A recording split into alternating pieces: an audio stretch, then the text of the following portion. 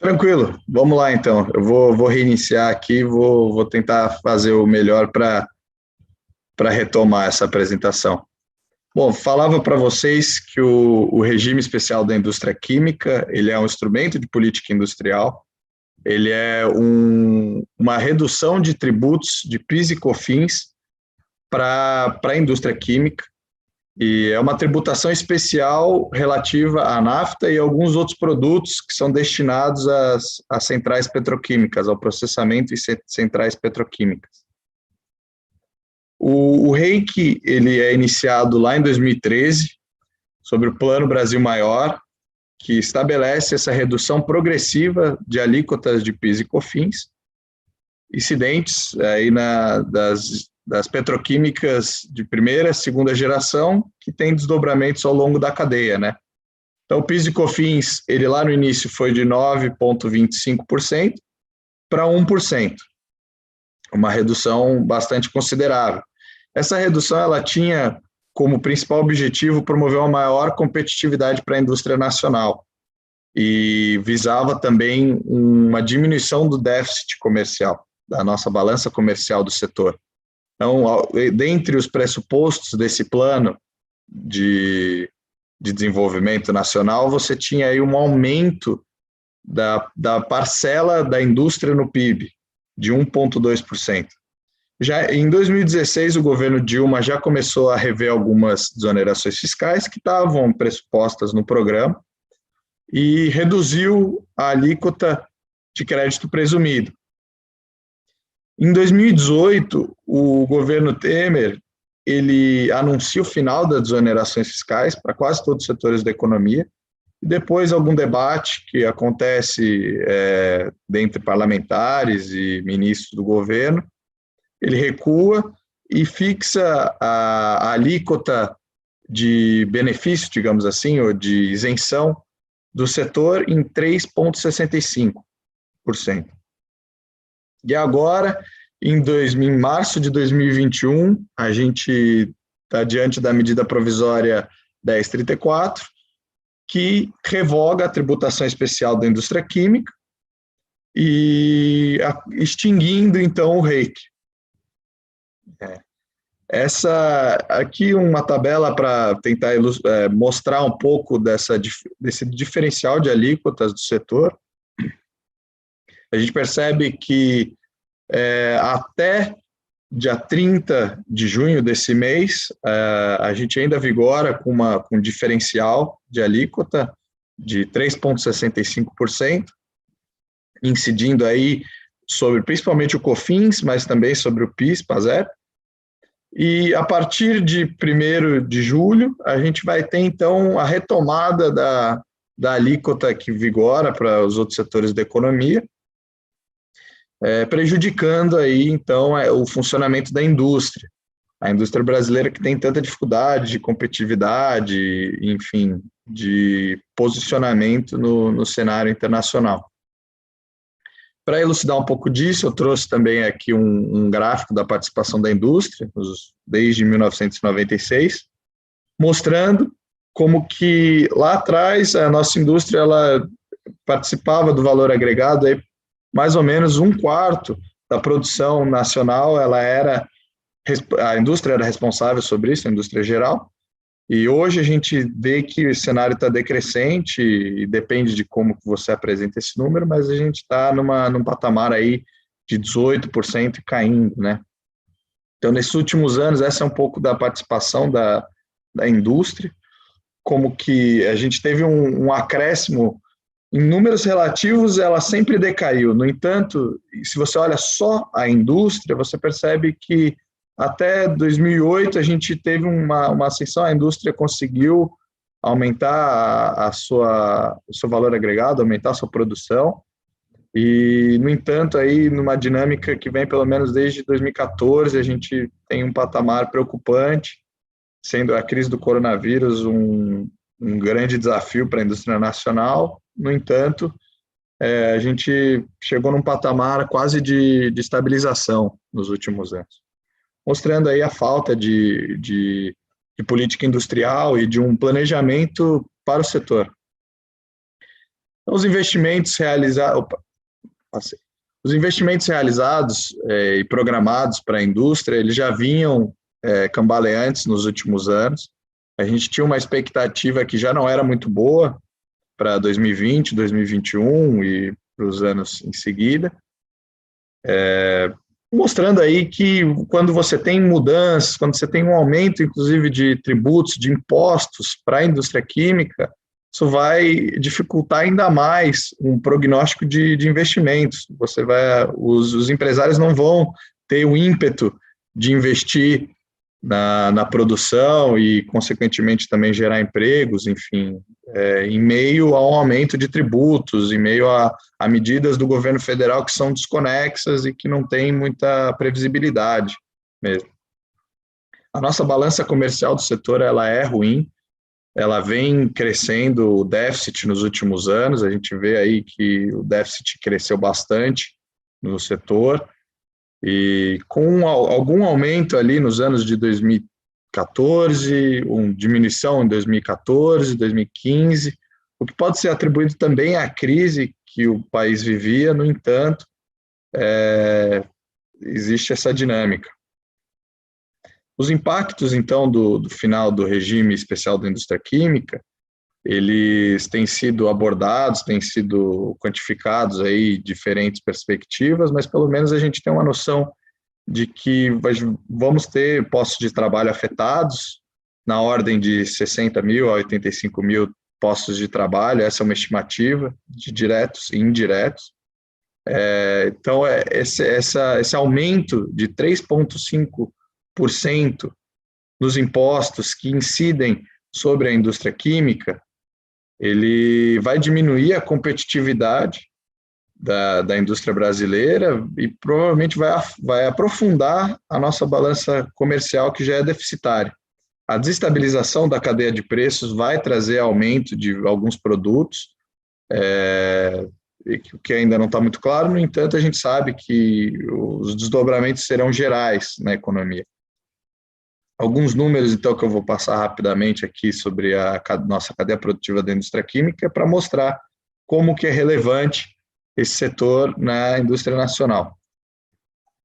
São uma figura para conseguir demonstrar como que acontece essa cadeia da indústria química, passando desde a extração de petróleo e gás, extração e refino, lá na Petrobras, com um montante de trabalhadores aí na ordem de 51 mil e uma remuneração média de 15 mil reais, 14.461 precisamente, mas mostrando aí como que são empregos de qualidade, são empregos de boa remuneração e que tem desdobramentos ao longo da cadeia. Aí na primeira geração você tem a Braskem, que é uma das empresas que provavelmente vai ser maior afetadas aí por essa medida, pela extinção do REIQ.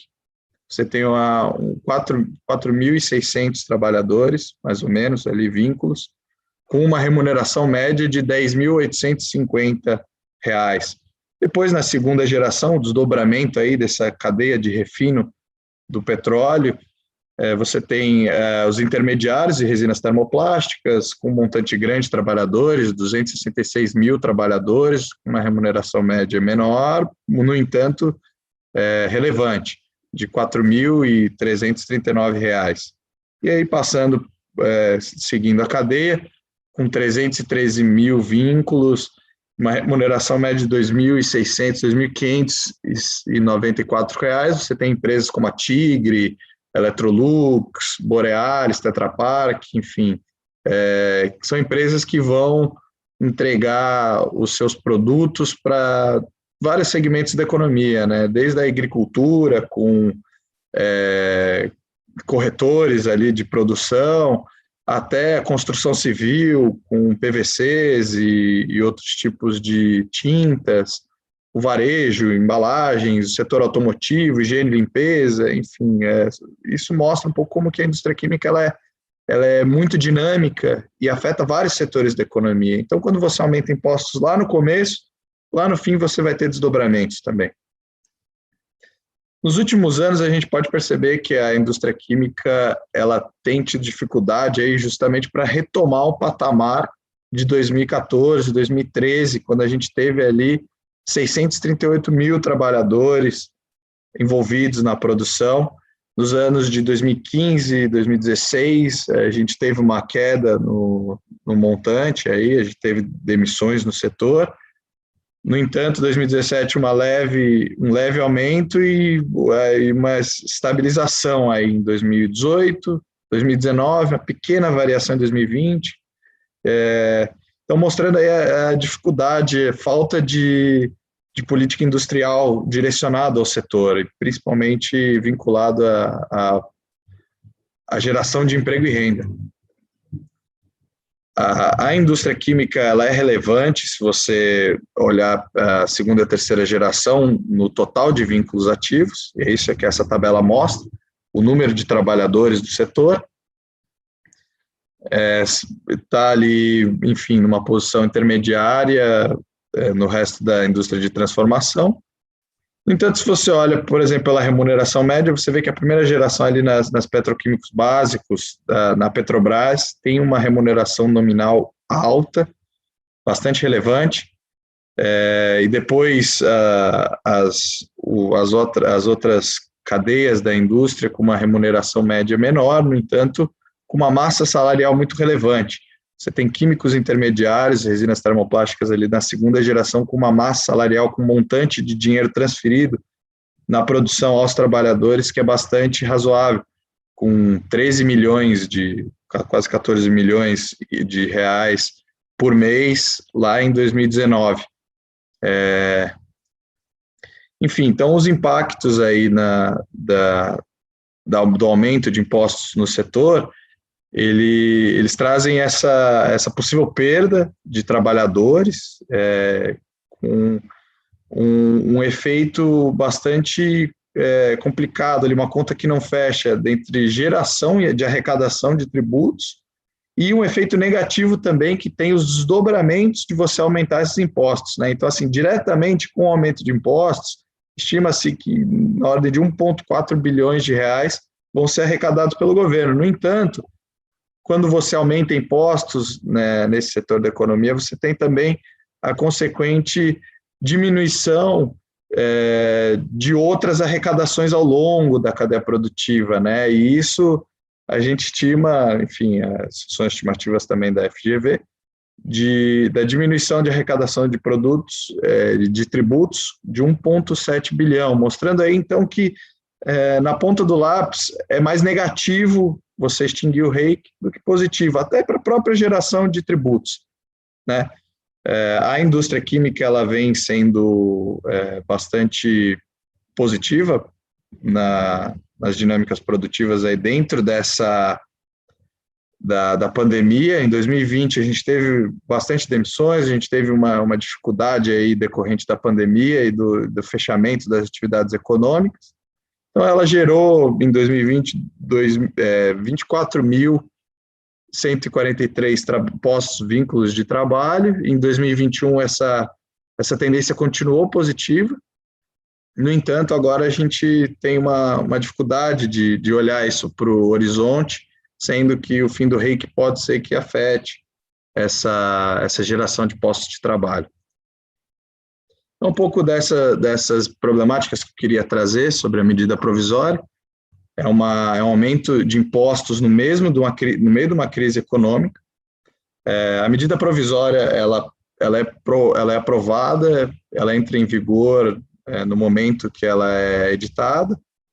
Ela vale por 60 dias, sendo uma vez prorrogada, ou seja, valendo aí por 120 dias. Se não for votada pelo Congresso Nacional, ela se torna inválida, mostrando que esse vai e vem de impostos vai dificultar a vida dos trabalhadores, dos empresários e até do próprio Estado, em grande medida, né?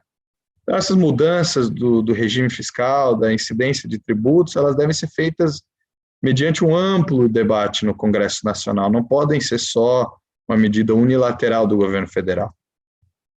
Outras problemáticas presentes nessa medida provisória são que o Ministério da Economia, ele argumenta que O aumento de PIS e COFINS na indústria química, ele está sendo feito principalmente para poder zerar a incidência de tributos federais sobre o óleo diesel e o gás liquefeito.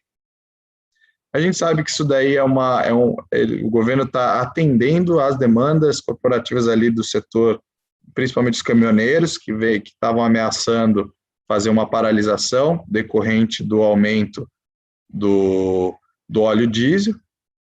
Então, a medida provisória ela tem esse caráter aí de ceder a interesses da base do governo. Dentro também dessa medida provisória, e aqui eu acho que é bom a gente se ater, tem o aumento da contribuição social sobre lucro líquido do setor financeiro. Ou seja, a alíquota de 15% sobe para 20% a tributação referente aos bancos.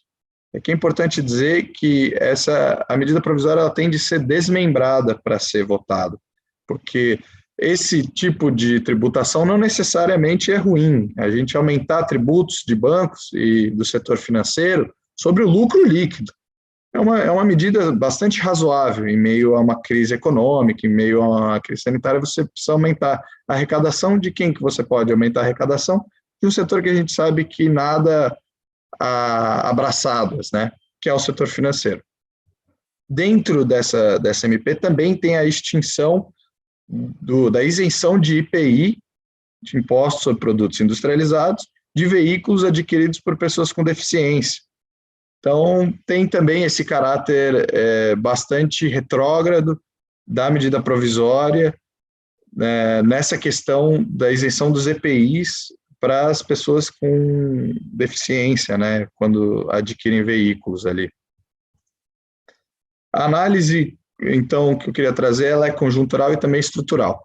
Na conjuntura, a gente vê que, enfim, aumentar impostos no meio da crise econômico-sanitária é uma medida pró-cíclica que só vai agravar a crise.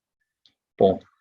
Na medida estrutural, você trabalhar com incentivos da indústria somente via desoneração fiscal, sem contrapartida de manutenção de emprego e reinvestimento na produção, por exemplo, via pesquisa e desenvolvimento, é insuficiente para a indústria.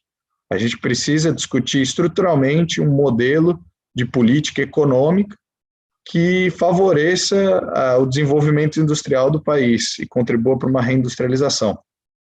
Nesse sentido, tem algumas medidas propositivas aqui. Eu acho que no topo delas está a restituição do REIQ, que é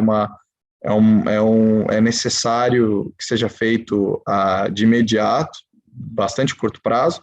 Depois aqui a gente pode discutir as compras públicas como um instrumento de transferência tecnológica para a gente poder também aumentar essa competitividade da indústria. Tem também medidas de expansão fiscal. O Estado precisa atuar na economia em momentos de crise, a gente precisa reativar dinâmicas produtivas quando elas estão em declínio. Tem também a alteração da política de paridade de preços internacionais, incentivos de pesquisa e desenvolvimento, e, enfim, claro, as mudanças tributárias têm de ser feitas via uma reforma tributária ampla, que discuta também o aumento de impostos dos setores que podem pagar, ou seja, das grandes fortunas, ou mesmo de setores ali do imposto de renda que estejam em patamares muito altos. Né? Muito altos, eu estou falando acima de R$20 mil, enfim, acima até de R$100 mil, aí com uma progressividade. Então, é necessário diminuir os tributos de consumo e produção da nossa economia. Enfim, são algumas questões que eu queria trazer para vocês. Desculpa aí se a apresentação ficou repetitiva, mas obrigado. Vamos lá. Eu vou de novo insistir em pedir desculpa para o público, porque até as grandes televisões, os grandes centros erram. Então, tudo é novo, tudo é uma tentativa. Já peço a vocês que dê um joinha para a gente, se inscrevam no canal. Mas, Ana, não é bem uma provocação, mas é uma pergunta que acaba sendo uma provocação. Como você vê o impacto do REIQ, do fim do REIQ, para os trabalhadores? E qual posição o movimento sindical deveria tomar a partir de agora com essa medida provisória? Está com você. Bom, mais uma vez, bom dia, Geralcino, bom dia, Douglas. Douglas, parabéns pela apresentação. Vai ser difícil falar depois de você, porque você fez uma apresentação extremamente completa, né? Ela é enxuta, mas ela é muito completa, então vai ser realmente difícil falar depois de você, né? Bom dia também para todo mundo que estiver nos assistindo. Bom, eu acho, diante de tudo que o Douglas falou e o que a gente sabe que tem, né, embutido nessa extinção do reiki, eu acho que o prejuízo para os trabalhadores acontece em diversas esferas. A começar pelo emprego, que de fato fica ameaçado, né? A gente precisa pensar que mesmo que a questão da isenção de PIS e COFINS, ou redução, né? Porque não é nem uma isenção, na realidade é uma alíquota fixada em 3,65, menor do que o que era, mas que, de fato, é uma certa desoneração, mas não é uma isenção fiscal, né? Então, isso ali, digamos, na primeira geração, né? Na segunda, talvez, na questão das resinas e de tudo, na petroquímica, desculpe, mas que acaba tendo um desdobramento em toda a cadeia, né? Então, basicamente, a gente não vai imaginar que os empregos afetados serão só os da petroquímica, né? Naquele diagrama, naquela figura que o Douglas mostra, fica bastante evidente. Talvez, por incrível que pareça, os mais afetados sejam até aqueles da terceira geração ali, né? Que basicamente é quem compra, né, a matéria-prima que é produzida lá onde vai ter essa remuneração, digamos assim. Então, a gente não estaria exagerando, e aí quando o Douglas fala dessa questão dos empregos, a FGV ela coloca dois cenários, né? E tem uma que é até mais dramático, mas assim, 85 mil postos de trabalho não é trivial, né? Então, essa questão do emprego é uma.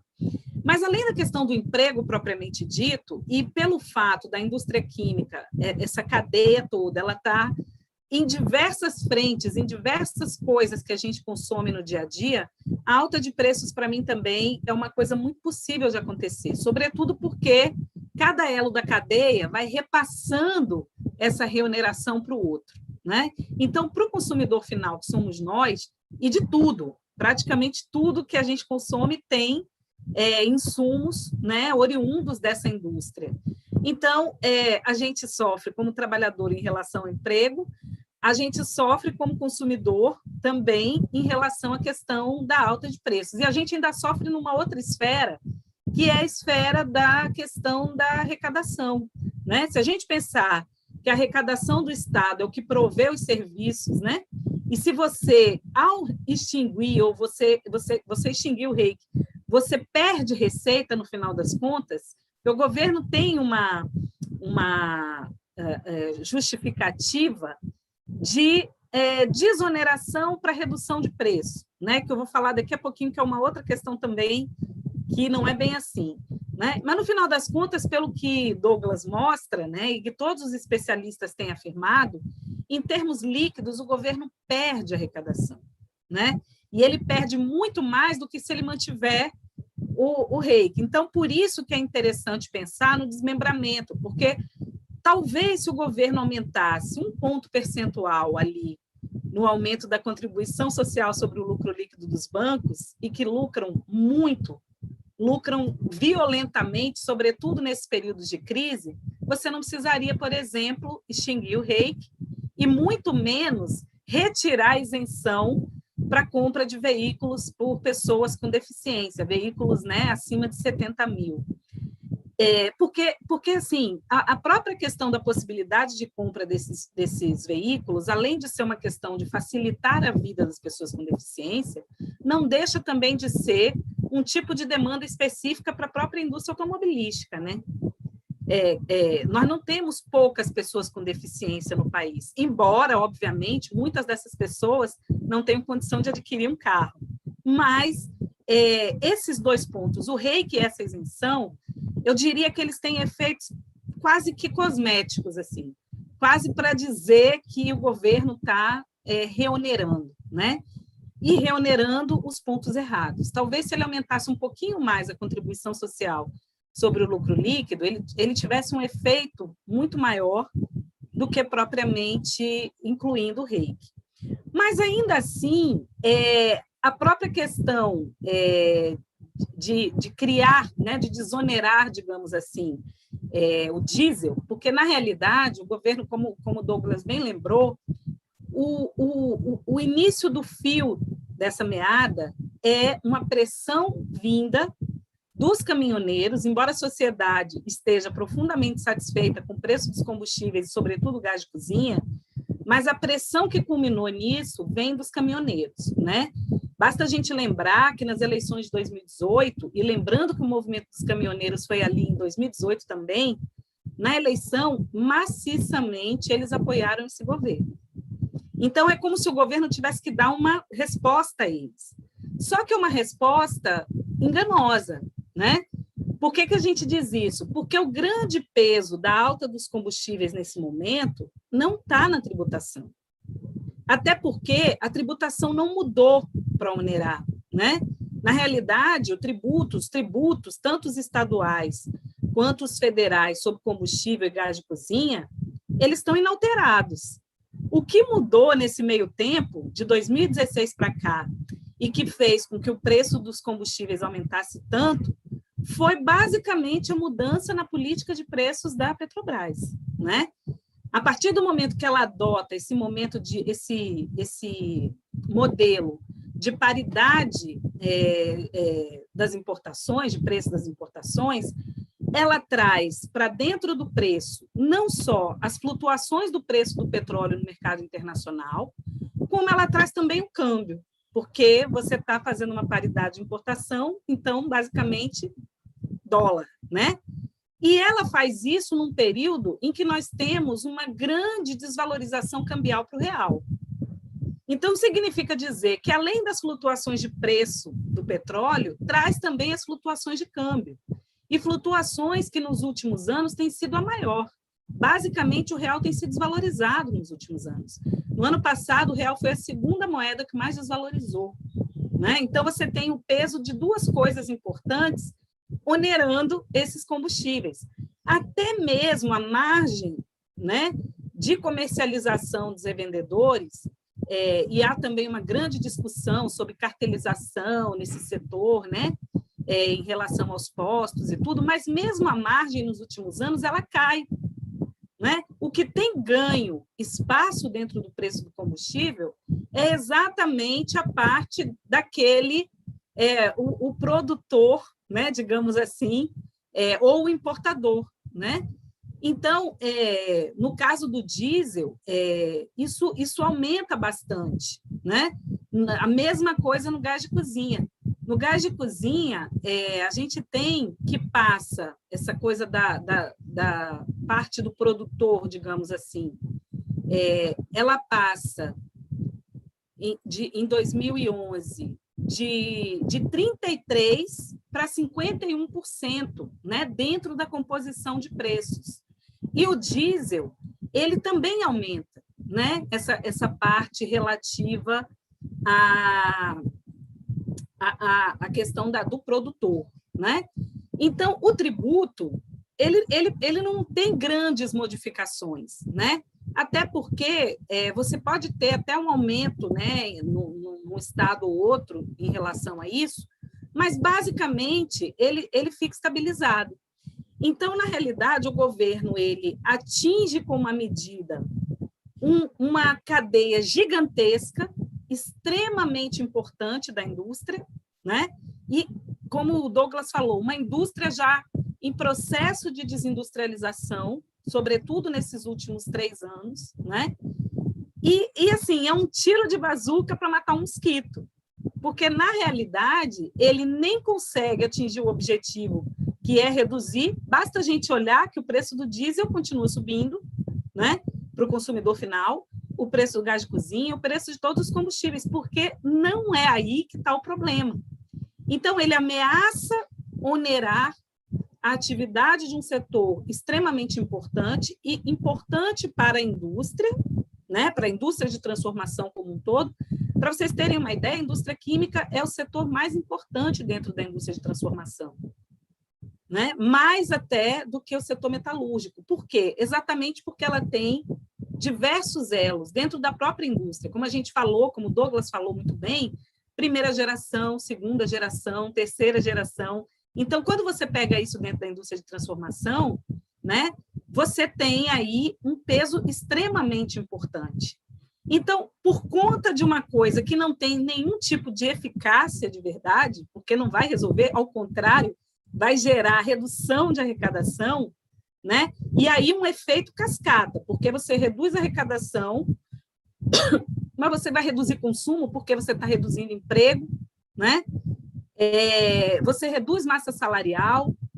Então, assim, é um efeito muito nefasto, muito grande e muito intenso para um resultado que ele é praticamente inexistente. Aliás, é pior do que inexistente. Uma coisa inexistente, ela não prejudica. Nesse caso, ela vai prejudicar a economia como um todo e vai prejudicar a própria arrecadação, como eu disse, né? A FGV, no estudo que ela faz, e que o Douglas citou algumas vezes, curiosamente, ela coloca o dado da Bahia.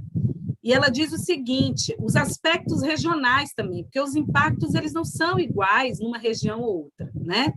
Então, assim, a gente aqui na Bahia já tem uma desigualdade regional gigante, né?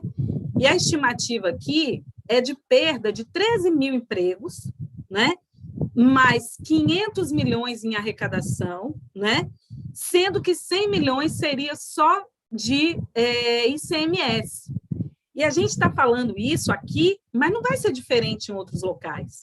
Claro que, dependendo das desigualdades regionais, isso é dramático, né? E é legal, como a gente está falando da CNQ, a gente está falando com gente do Brasil todo. Mas, sobretudo, se você pensar na saída de uma outra empresa importante como a Ford, do país, que tem efeitos lá em São Paulo, em Taubaté, que tem efeitos aqui em Camaçari, né, que tem efeitos lá no Ceará, e casando esses efeitos, né, isso é devastador. E num momento em que a própria Petrobras, que é a primeira geração, tem passado por um processo também de desinvestimento muito grande, né?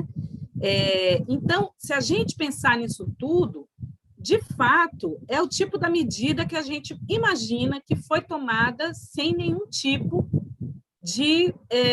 além de não ter tido discussão com a sociedade, como o Douglas muito bem falou, mas é pior do que isso, ela não tem discussão dentro do próprio governo, porque um cálculo do Ministério da Economia na parte da Fazenda, da Receita, deixaria muito claro que você tem perda de arrecadação, você não tem uma melhora. Se conversasse com a própria Petrobras, veria que isso não ia ter efeito no preço dos combustíveis, entende? Então, é aquele tipo de medida muito mais pirotécnica, no sentido de jogar para a galera, como a gente fala popularmente, né? De jogar para a torcida, né? Uma categoria que o apoiou, né? Maciçamente, que apoiou o governo, o presidente Bolsonaro nas últimas eleições, e é aquela história, de novo, sendo bem, assim, usando um termo bem coloquial, para não ficar mal na fita, né? Só que, sim, na realidade, ele está correndo um risco grande, porque os próprios caminhoneiros estão percebendo que isso é inócuo, né? E outros elos da cadeia, que para ele também são elos de sustentação, como a própria indústria química, a indústria apoiou massivamente o golpe lá em 2016, né? Então, eu fico imaginando quando a Biquim faz o discurso, por exemplo, de defesa do emprego, que é curioso, né, ela usar esse... Olha, porque vai perder emprego, vai... Bom, uma coisa curiosa que eu achei num escrito que o Douglas fez, que ele nem mencionou, eu vou tomar liberdade de mencionar por ele, que eu achei extremamente importante, é que, assim, tem um outro aspecto também. Claro que para nós é importante a manutenção do emprego, da renda, a manutenção da arrecadação, né? Mas, por outro lado, é importante a gente repensar esse modelo também, né? Modelo de desoneração, de isenção, porque, ao longo desse período, a gente viu que houve momentos em que a indústria química ela deu saltos, né? E não necessariamente os trabalhadores se apropriaram disso, como, por exemplo, tendo mais emprego ou maiores salários, e nem a sociedade se apropriou disso, tendo, por exemplo, preços menores, né? Então, é uma situação que a gente precisa discutir, mas o que não pode acontecer é você simplesmente, numa canetada, tirar o pouco de instrumento de política industrial que existe. Porque também uma discussão que eu acho que aí é importante, ela é estrutural, como estava no último slide do Douglas, no penúltimo, é que, assim, a rigor, nós não temos política industrial de verdade. Nós temos algumas medidas, alguns programas para setores específicos da indústria, né? Normalmente, aqueles setores que têm mais interlocução e força econômica, vide a indústria automotiva, a indústria química, né? A indústria da construção, aqueles que têm mais poder econômico, mais interlocução, conseguem alguma coisa, mas, de fato, condições que seriam fundamentais e estruturantes de uma política industrial, nós não temos. A questão tributária é uma questão extremamente importante, né? Não tem como a gente negar que do jeito que é o sistema tributário, sobretudo para produção e consumo, as coisas acabam jogando contra, né? E assim, quando a gente pensa, vê assim, a pontinha do iceberg da provável política tributária, né, da reforma tributária que o governo quer fazer, a gente percebe que nem isso não necessariamente vai ser modificado. Talvez para a produção, né? Mas, por exemplo, para o consumo, que nos afeta violentamente, talvez não seja, porque mantém a regressividade, né?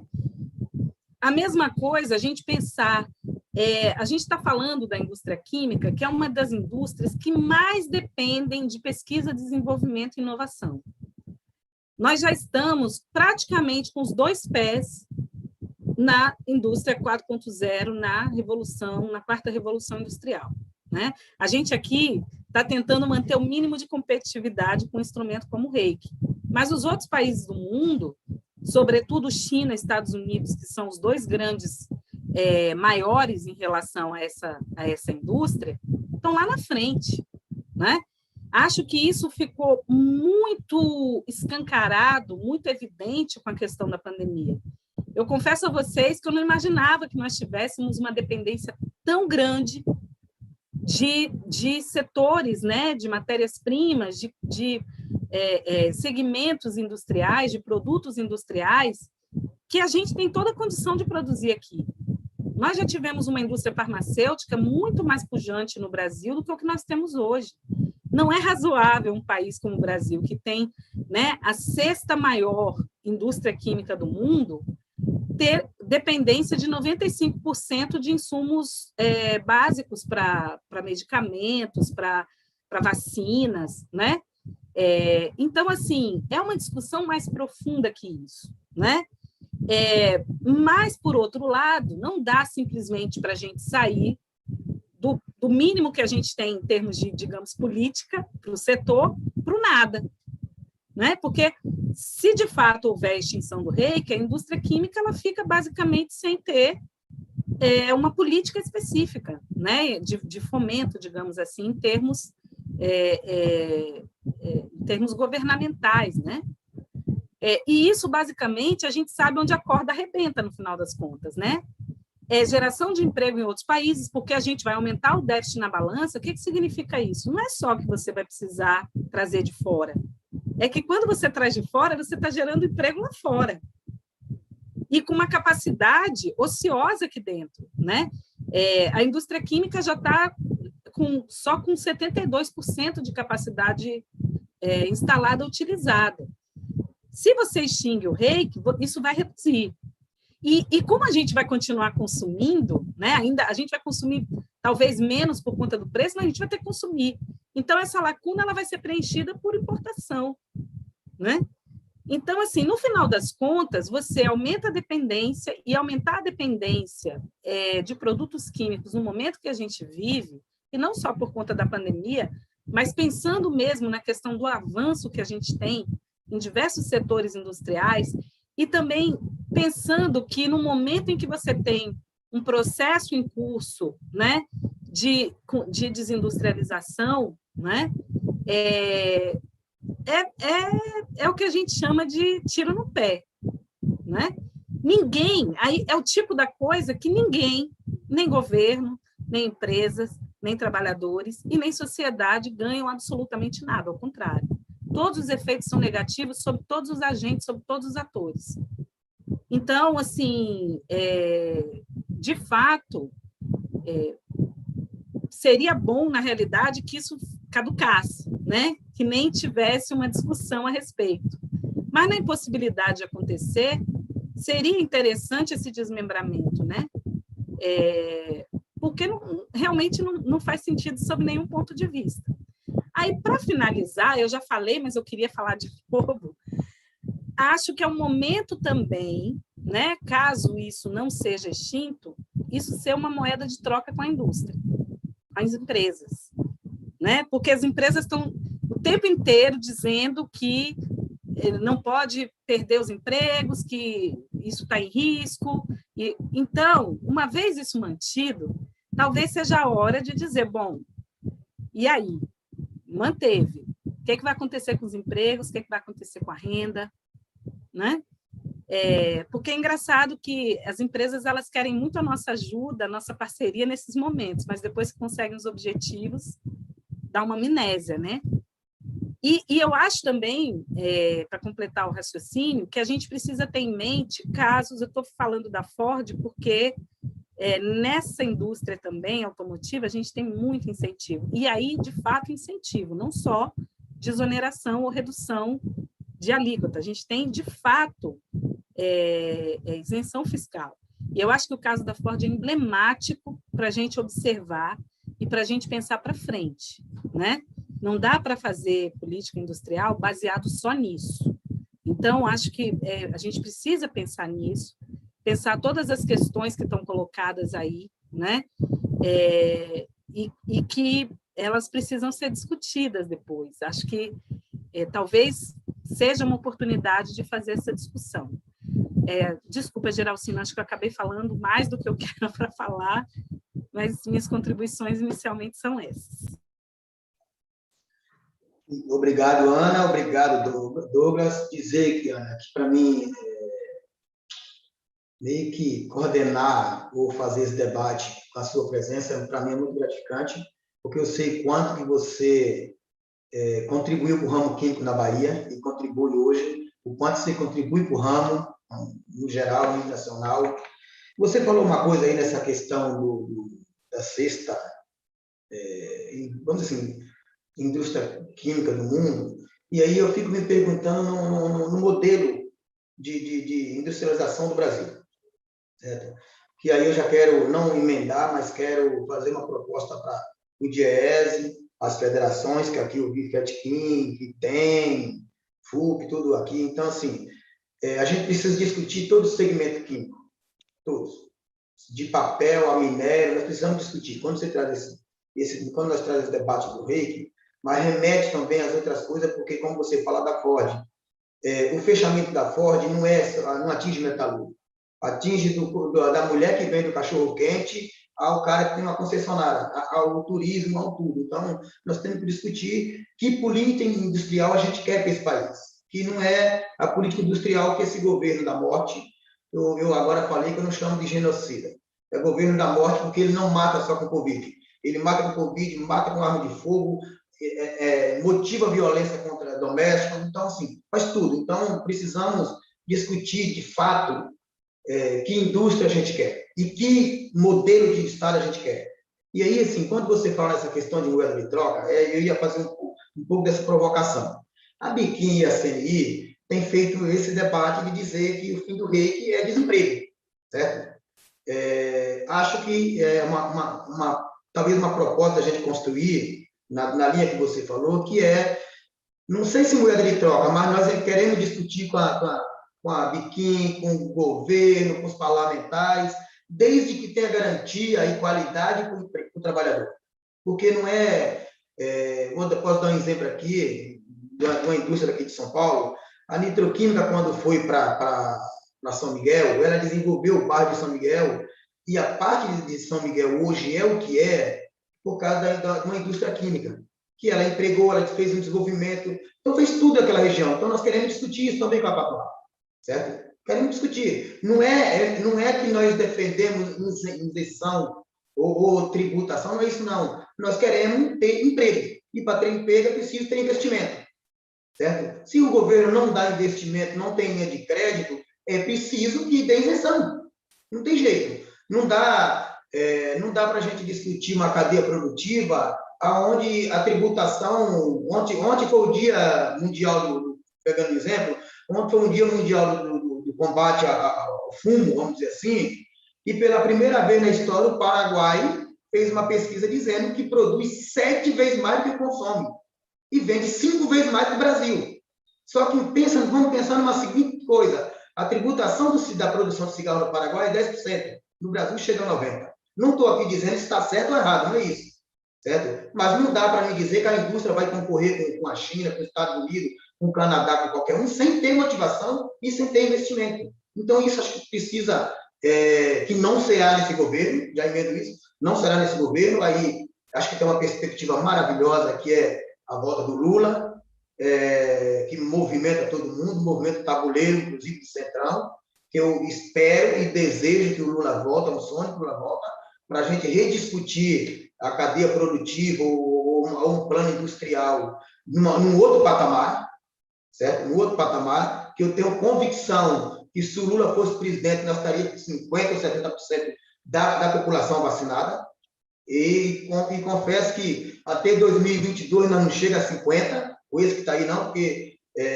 eu acho que ele aposta mesmo de matar, no começo era matar todos os velhinhos. Então, eu sempre falo isso, que vamos relembrar que no começo da campanha ele dizia que tinha que matar 30 mil pessoas.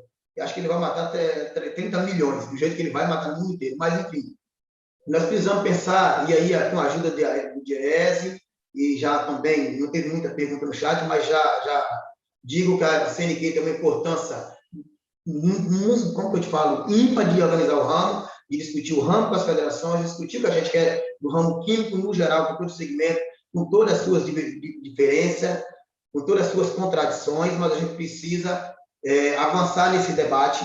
Talvez isso hoje é o início, certo? Talvez isso hoje seja o início da gente discutir o REIQ, mas precisamos discutir, inclusive com os nossos parlamentares, com as pessoas que defendem o emprego, que é muito fácil você pegar o presidente da Câmara dizer que defende pobre ou qualquer um, mas ele vai pôr a medida provisória e defender o governo. E então não defende a classe trabalhadora, certo? Agora, não estou aqui dizendo que tem que ser perder validade ou não, mas nós poderíamos, em vez de botar a medida provisória, criar um outro programa ou um outro projeto em cima disso aqui e construir uma política industrial de fato. Então, agora, como dizia alguns antigos, é hora de você ver a onça beber água. Vamos ver que lado o deputado vai estar, certo? Mas a CNQ, assim como a Biquinha, assim como a CNI, assim como a FECNFAR, a CNTQ tem obrigação de discutir com os parlamentares, porque isso afeta direto e indiretamente a cadeia, certo? Então, assim, primeiro te agradecer, de novo, dizer que eu quero contar muito com vocês, Douglas. Saiba que, em nome da direção da CNQ, para mim, é um novo modelo que a gente vai ter que desenhar, inclusive de convivência, que democracia que a gente está e que democracia a gente quer. Inclusive disso, eu acho que o movimento sindical tem um papel fundamental na organização da classe trabalhadora. E aí, enquanto ramo químico, eu costumo dizer, e vou insistir muito nessa questão do ramo químico, porque eu nunca fui de outro ramo. Então, eu vim para o ramo químico com 18 anos, então até hoje não dá para me falar do ramo dos outros. Eu falo do meu. Tenho orgulho de ser do ramo químico, e não existe nada na vida que não tenha química. Não adianta querer fugir. Tanto para o bem quanto para o mal. Então, nós somos uma cadeia produtiva para a sociedade que é importante. Eu não posso achar que a indústria farmacêutica, e aí o Sindicato Químico de São Paulo tem, especificamente, representa uma parcela muito, vamos dizer assim, grande do setor. Nós não falamos para a sociedade a nossa importância, certo? que é um outro debate também que eu acho, Ana, que a gente deveria já emendar, quer dizer assim, se os trabalhadores da indústria é importante, por que não está na ordem da vacina? Por que não é prioridade para vacinar? Só é para trabalhar? Quer dizer que os trabalhadores da indústria farmacêutica só servem para trabalhar, para produzir, mas não para ser vacinado? O trabalhador isso vale para todos, eu vou falar em termos de química. Os trabalhadores da mineração só servem para a mineração, não servem para ser vacinado, não é prioridade? Nós precisamos discutir isso com a sociedade. Nós precisamos sair, até vamos passar para vocês dois fazer consideração ou comentário de alguma coisa, nós precisamos dizer para essa sociedade qual a importância dos movimentos sociais e sindicais. Confesso que a atividade de sábado me deixou feliz pelo volume, mas ainda acho que é muito pouco para chegar onde a gente quer. Eu acho que do ponto de vista de balançar as estruturas do poder, não balança, mas dá um outro rumo. Mas nós precisamos avançar nesse debate, buscar aliados. Não quero aqui dizer que tem patronal de um lado e trabalhador de outro, eu quero a garantia do emprego e a qualidade. É isso. Se tiver qualidade, tiver garantia de emprego, nós topa discutir. Agora, discutir por um nada, não, certo? Então, assim, eu já passar para vocês, agradecer em nome da direção da CNQ, em nome de todos os presentes, e aí eu passo para vocês, nesse finalizar, e dizer para a galera que está assistindo que dê um joinha, se inscreva, nós precisamos nos unir mais, nos conversar mais e usar nossas estruturas que a gente tem, que eu acho que o DIEESE tem nos ajudado muito. E, Douglas, com certeza alguém vai pedir a sua apresentação, que ficou muito boa, certo? E aí eu acho que tem que ficar disponibilizado, inclusive, eu falei isso outro dia para você, e repito, eu não sou... eu tive que aprender, assim como alguns, essa questão do reiki, porque o reiki foi colocado em 2013 e aí, de repente, você só vê uma medida provisória para acabar. Então, passo para vocês e agradecer todo mundo presente. Legal. Então, falo eu, Ana? Tá bom. Então, é isso. Gente, também agradecer aí pela participação, pela oportunidade de poder estar apresentando esse tema que eu acredito ser importante. O reiki, ou mesmo o debate em torno do reiki, que tem se formado aí junto com parlamentares, com associações patronais, institutos de pesquisa diversos, ele, na minha visão, ele é justamente o caminho para a gente poder discutir uma nova política industrial, né? Porque a gente vê o fim de uma tentativa, de um ímpeto industrializante que a gente teve nos governos do PT, e que a gente vê também a insuficiência para poder promover uma mudança um pouco mais drástica nos modelos de produção do país. Então, eu acho que toda essa mobilização que vem acontecendo em torno dessa pauta, ela é um desperdício se a gente não der o passo seguinte, que é justamente pegar e falar, bom, então, e aí, o que é necessário, né? Para onde que vamos? E, claro, isso daí não vem aqui com resposta nenhuma, vem aqui com mais perguntas do que respostas. No fundo, a gente precisa dialogar, precisa debater, precisa construir essa pauta, porque essa pauta, ela é o futuro, ela não é o presente, nem o passado.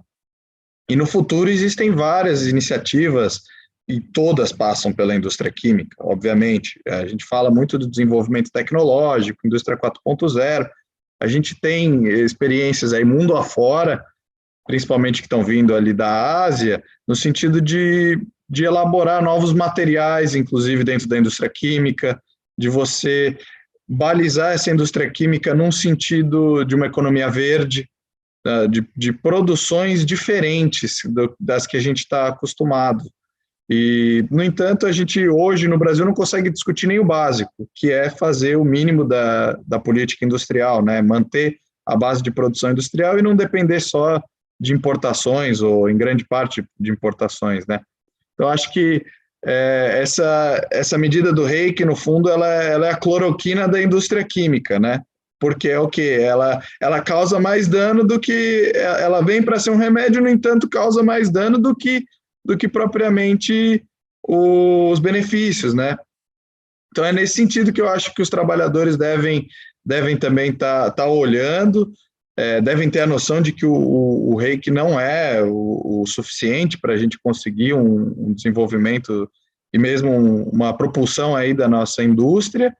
No entanto, hoje é o que tem e é o que a gente precisa defender, porque, enfim, um debate um pouco mais aprofundado, nesse momento, é muito frágil. A gente tem várias questões que estão acontecendo, tem uma política de morte em curso, e realmente o que a gente precisa, enfim, buscar a vacina, a gente precisa buscar imunizar a população, acabar ou tentar extinguir essa doença de alguma maneira, que hoje eu vejo a extrema dificuldade que a gente tem, inclusive com a população vacinada, de conseguir barrar a transmissão.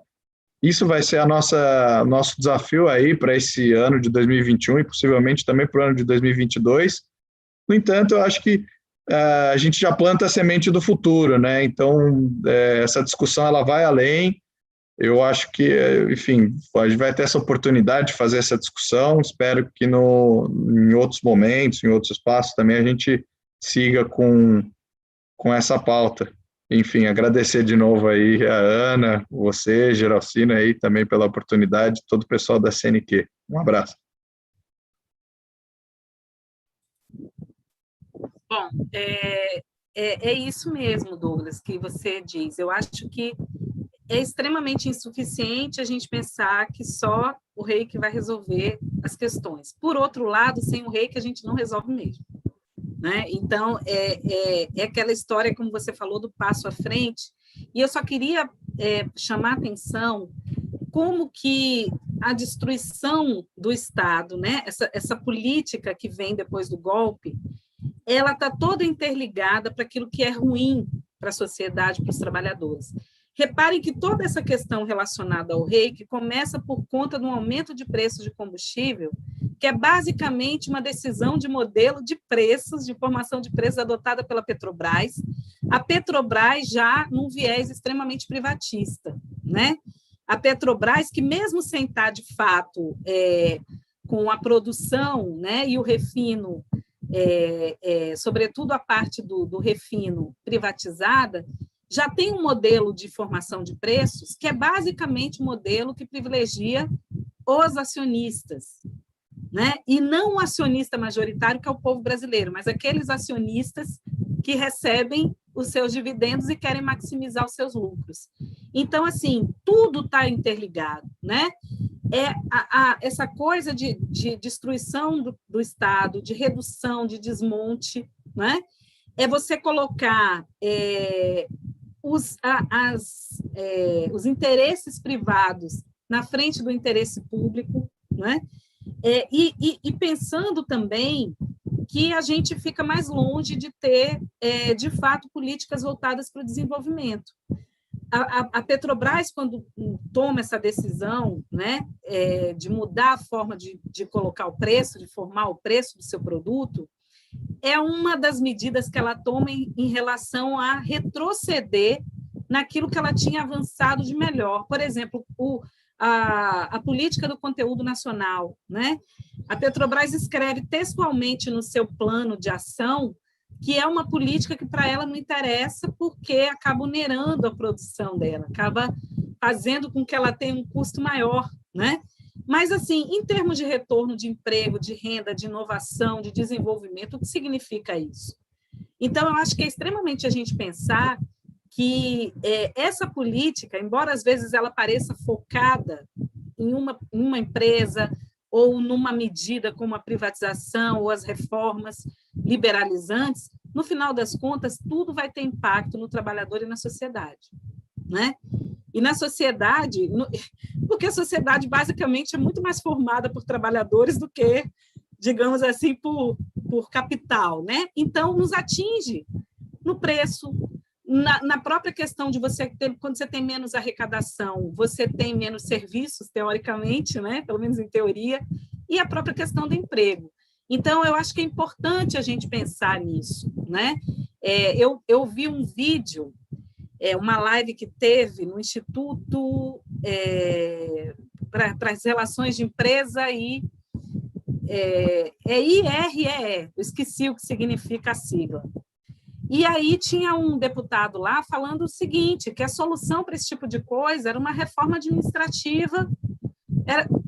Aí você fica pensando, o que tem a ver uma coisa com a outra? Não, porque o Estado é pesado. Então, se a gente fizer uma reforma administrativa, o governo vai ter... Aí vocês vejam, e olha, quem estava nessa live só tinha um professor da USP, mas o resto era tudo representante da indústria, né? Até Armando Monteiro, que era a pessoa que estava lá, que eu acho que deve ser filho do Armando Monteiro, lá da CNI. Mais esse deputado, mais uma outra pessoa da Biquim. Não tinha ninguém dos trabalhadores. E aí, assim, advogando as coisas mais loucas, né? Então, por isso que eu digo, Instituto para a Reforma das Relações entre Estado e Empresa, isso mesmo. Então, assim, tem as coisas mais loucas que as pessoas aproveitam para defender nesses momentos. Então, quando a gente fala que depois disso a gente precisa recolocar a discussão com as empresas, é porque a empresa sempre vai ser empresa, sempre vai ser capital. Ela fala do emprego, mas mesmo quando ela fala de defender o emprego da indústria química, está falando em fazer reforma administrativa, né? Então, era isso, gente. Eu agradeço muito o convite, né, feito pela CNQ, agradeço ao Douglas por ter me chamado para compartilhar com ele, né? E é isso, assim, eu acho que essas discussões elas são extremamente importantes e eu acho que é um bom start para a gente começar a discutir, de fato, política industrial. Obrigado, Ana. Obrigado, Douglas. Dizer que vamos sim contar sempre com o DIEESE. Acho que o DIEESE é um parceiro importante nessa construção, não só no estudo, mas no debate, de apontar, de ajudar. Então, quero que considere muito essa coisa da relação com o ramo químico. Eu queria fazer um agradecimento, e aí não vou citar nome de ninguém, primeiro a todos os participantes, que eu acho muito bom. De novo, vou insistir, dá um joinha, que eu acho que é super importante para nós. Se inscreva no canal, que é muito importante. Vá lá no sininho, ative o sininho. Mas eu queria fazer um agradecimento especial.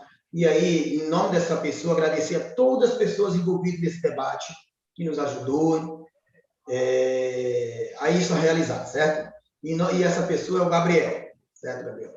Quero te agradecer de coração, porque você se dedicou tanto, deu pau na transmissão, você tentou resolver, um monte de gente por trás de você também ajudando. Então, em teu nome, eu quero agradecer a toda a assessoria, não só da CNQ, mas de algumas pessoas, de alguns sindicatos que nos ajudou para que isso acontecer, dizer que isso aqui é uma coisa nova para a gente. O Paulinho, por exemplo, é o nosso secretário de comunicação, não conseguiu entrar, mas agradecer o nome do Paulinho, que eu acho que é um conjunto de coisas, é uma unidade e união que a gente buscar. Nós precisamos buscar união na sociedade. Chega de ódio, chega de genocida, chega de um governo péssimo que só leva o Brasil ao pior cenário do mundo. Um exemplo disso é a história da Copa América ontem. Olha a repercussão internacional que deu.